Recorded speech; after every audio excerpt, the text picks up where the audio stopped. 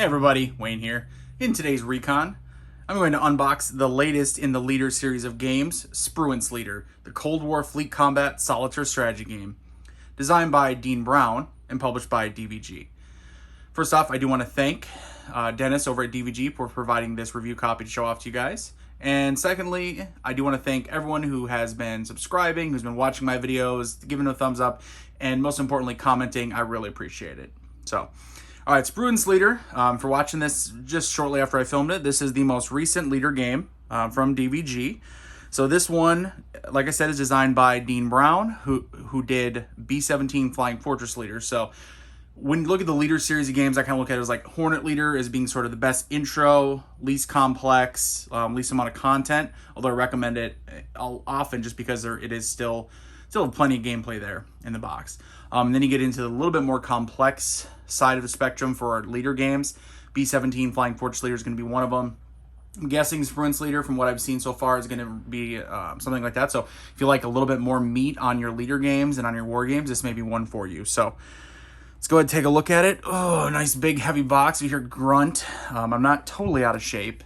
It's the box. Yeah, I'm going to blame the box here. So look at the back here. Sonar contact. Bloodhound away. So you can see there's going to be a display with you kind of have your home force, screening force, your naval units. And then there's going to be this display where the enemy's out here and kind of coming in towards you, which we'll take a look at it here in a second.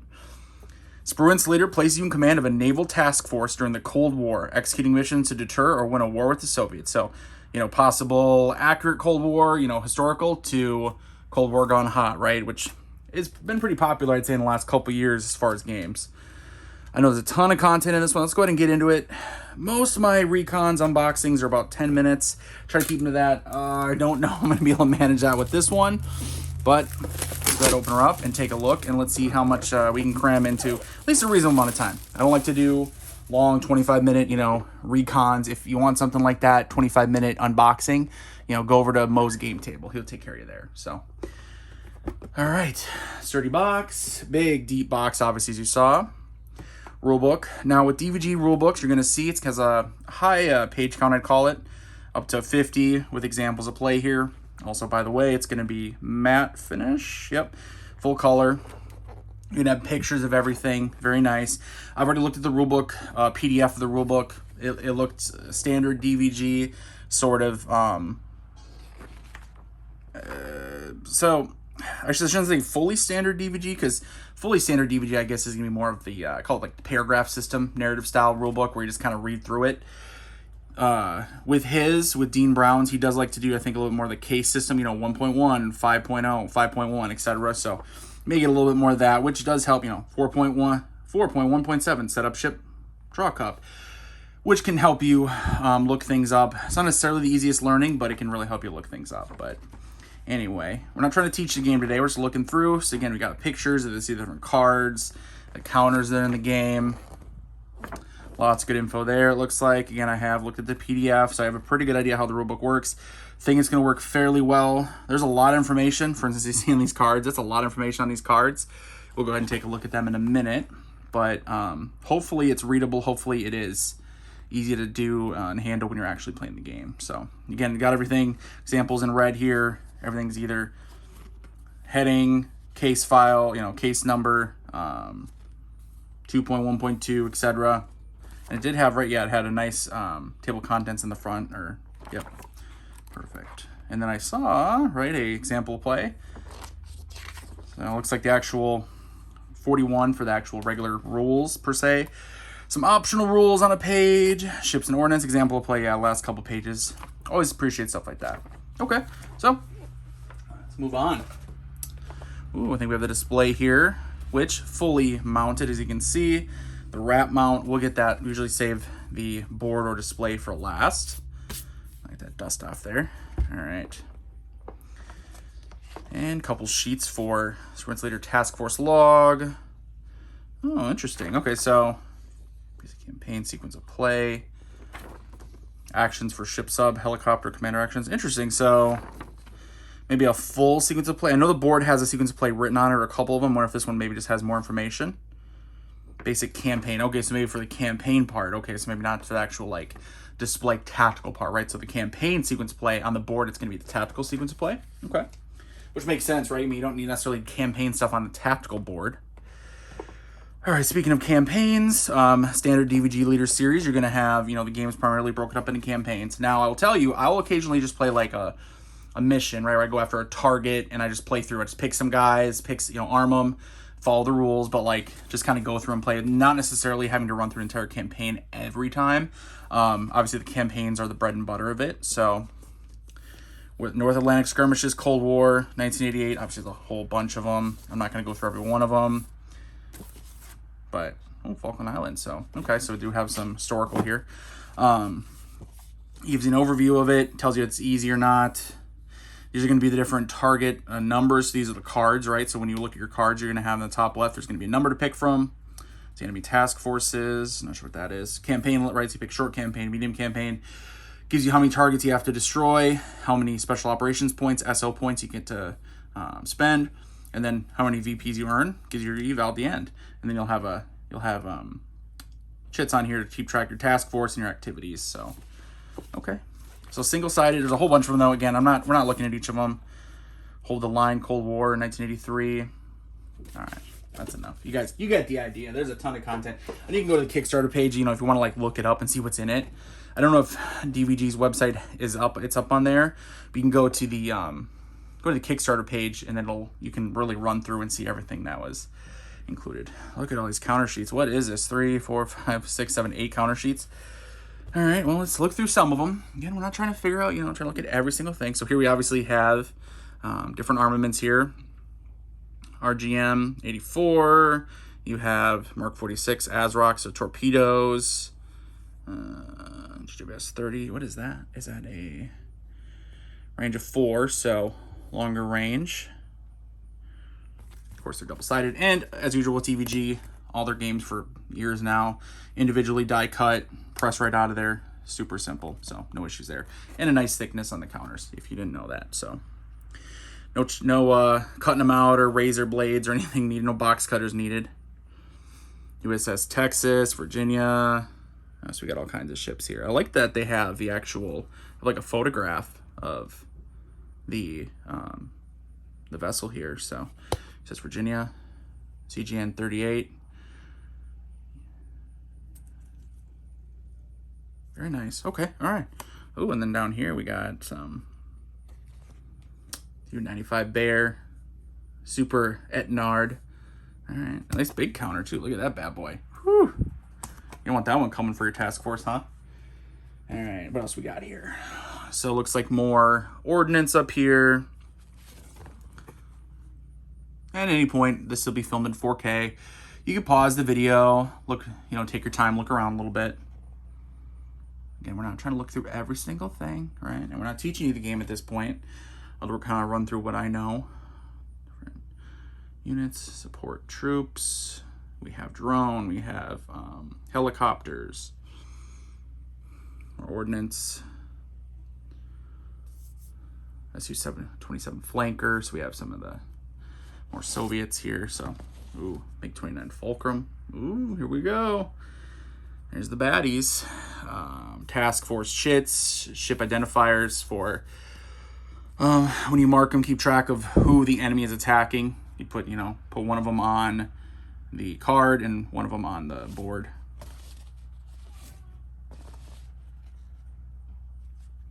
Enemy sub. Ooh, Su-25 Frogfoot. Okay. Get through here quick. Again, we're not trying to learn everything. I'm not trying to see every single thing. Again, pause it if you want. A couple blank spots. Interesting. More than a couple blank spots. I'm surprised there wasn't. They couldn't figure. Like all those blank missed opportunities. I feel like, unless, yeah, I feel like maybe missed opportunity. A little more content. Not that this game will lack in content. I'm sure. Looking at these. If it's like any leader game, it's going to have a ton of content. Sometimes almost too much. I hate to complain because it's definitely not too much, but you're going to get a lot. All right, what's in the box here? So we got a nice little 10-sided die. Oh, and actually, so the rulebook says, hey, the 0 is 10. This one says 10, so No confusion there. You always get it. If you don't clarify in the rulebook, you'll always see someone post on like Board Game Geek or Facebook, what does the 0 mean? Like, well, 0 is 10. I would say unless the game specifies, that's a little shipping insert. Yep, to keep everything nice during shipping. Unless the game specifies, or rulebook specifies, 0 is 10 on a 10-sided. That's why it's a 10-sided. It's not 0 through 9. It's 1 through 10. Nice. It's got the little swoop. Just take that and then slide them right out of the... I love that. Thumbs up just from that. Love having that. I know when you're actually, you know, comes to the gameplay, doesn't mean anything, but when you're looking at a game and you're opening it up, trying to get it ready, that's beautiful. All right, so task force commanders, right? So each your task force, you're going to have a commander you're going to assign, has their ranking. You know, are they skilled, newbie, green, whatever.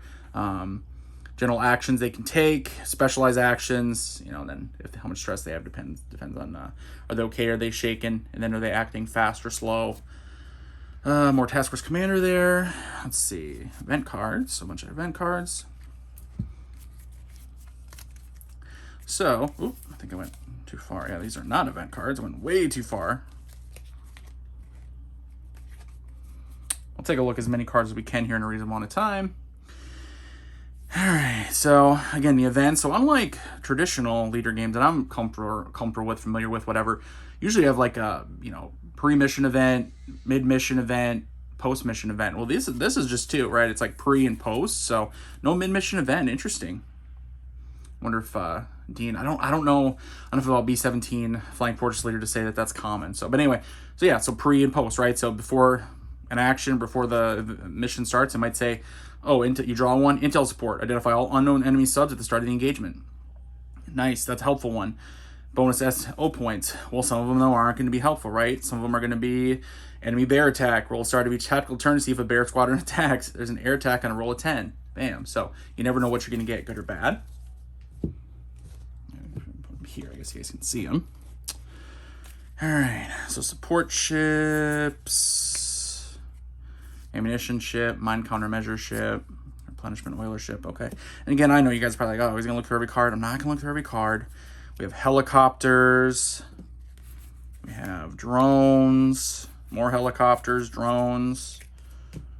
Looks like we got, here we go. Get our naval ships, which are going to be double-sided because, you know, you get your rank, right? They go up in ranks. You're going to have multiple cards for each one. So say the USS Kirk here, right, has, you know,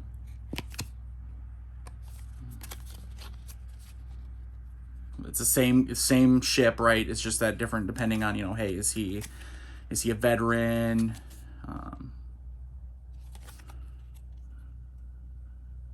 Very nice. All right, so looking at these, so you say you have, let's look at something else here, different one. Iowa class battleship. Yikes. Fantastic. You get the Iowa class battleships here, huh? USS Missouri. Hey, Missouri, that's where I live. All right, fantastic. HMS, you get, and so you can see the, you know, HMS, and you have the nation flag in the corner. Australia, other countries. Canada. Recon. There we go. So I like the Spruance class, which, I mean, it is Spruance Leader, but I just like Spruance class destroyers. So USS Paul Foster, Spruance class destroyer. You know, take a look at it. So you got, you know, the ship here, a picture of it. You're looking at, and there's a lot of information on here. You're looking at things like what they can detect and attack against ships, what they can detect and attack against subs, and what they can detect and attack with aircraft, right? So some of them, if you notice, the Iowa class battleship didn't have much against the subs. I didn't think I saw too much, or at least not too much for detecting maybe. But something like this, Spruance class destroyer, right? I mean, he can fight surface ships with the different, you know, with its guns, the RGM-109 missiles, you know, the RGM-84 missile, detecting them, range, you know, that's the numbers to roll to detect, range 1 through 6. Again, detecting for subs here. So depending on if they're using active sonar or not, what can you attack with, you know, there's different torpedoes, aircraft automatically detect them, attack with the RIM-9, RM-9 missiles. So you can see there's a lot of information on there, but it's not that complicated once you actually look it up and you kind of figure out, oh, that's what that stands for. SO cost, you know, the special operations points cost we talked about when you have a campaign, what it comes equipped with. It's cool as 0, so he doesn't recover any stress at the end of a mission. What his stress level's at shows you kind of what his modifiers will necessarily be. And then you have oh, what is NM? I forget. Noise modifier, I think. Oops, sorry, so you guys can see it. Noise modifier, I believe. TD, MD. Oh, I can't remember what they are. Shoot, I just was looking at this literally on the rulebook. Shoot, but it's basically modifiers for, is it torpedo and missile defense, torpedo defense, and then noise modifier, maybe something like that. Hey, it's in the rulebook. You'll figure it out pretty quick. Cost to repair if you're damaged, or excuse me, the roll to repair. How it's fueled, is it oil or nuclear? And then how many hits it can take. It can take 3 hits. So, all right, now you get the idea for ships. Get the idea. What else we got? Enemy ones I think will be the same. It's got more task force stuff. I know, guys. There's so much stuff here. But hey, we'll look at a few more cards, and then we'll bust out the old display over here. All right, so I broke out the cards out into the packs, opened them up, spread them out a little bit. We already kind of looked at some of the event cards, commanders. You look at some of our ships. Here you have opponent, the enemy ships. Whether you have, remember we saw Falkland, so Argentinian ships here. Soviet, obviously a whole bunch of them. CV Minsk, Kiev class. And we talked about, the versus the year. We talked about the detection and attack, right, for ships, subs, aircraft, what their attack is, different modifiers for them, what they may have, how many hits they can take. So pretty standard, right? Kind of figuring out how the cards work, right? Sensor performance is an optional rule where it can affect, depending on kind of the weather. So you can see like sunny, cloudy, raining, so kind of impact your detection of enemy submarines. See, we looked at the ships, more of those. Oh, and of course, target cards. So, hey, you're drawing targets from your list, right, of the number up there, so you know what's in the campaign. Or just pick one out and play one. Why not, right? Enemy, anti-submarine warfare forces, USSR. That's your target. It's going to tell you, Kirov, 2 Utilay, and a Victor 1 sub.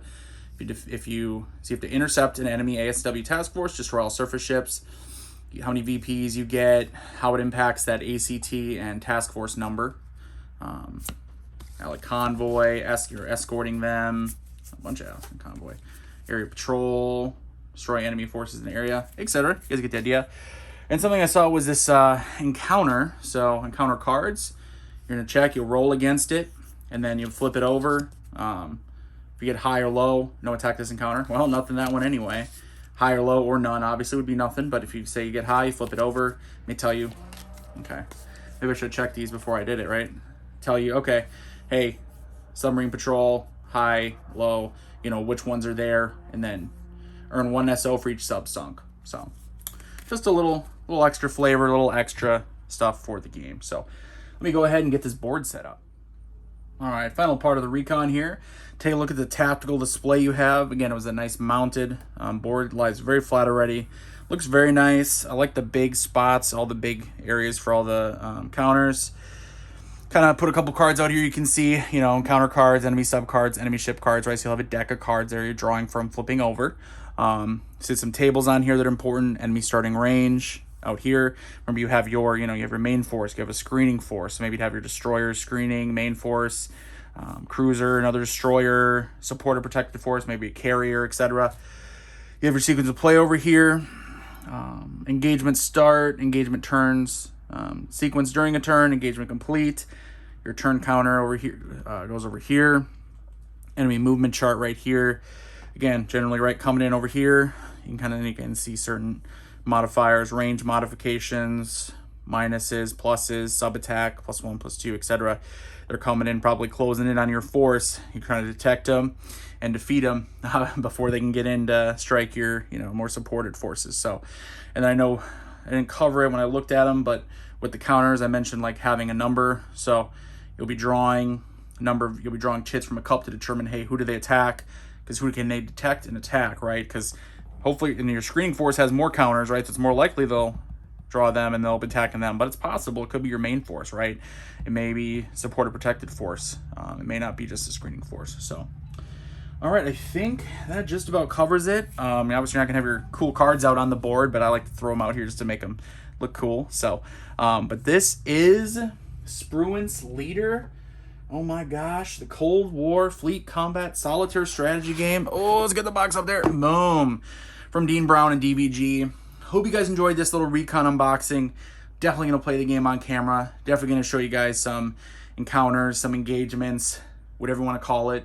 We're going to have some fun with this one. I can't wait to dig into it. Hope you guys enjoyed the video. If you've made it this far, please subscribe, like the video, comment below. You guys know the deal. Until next time, later.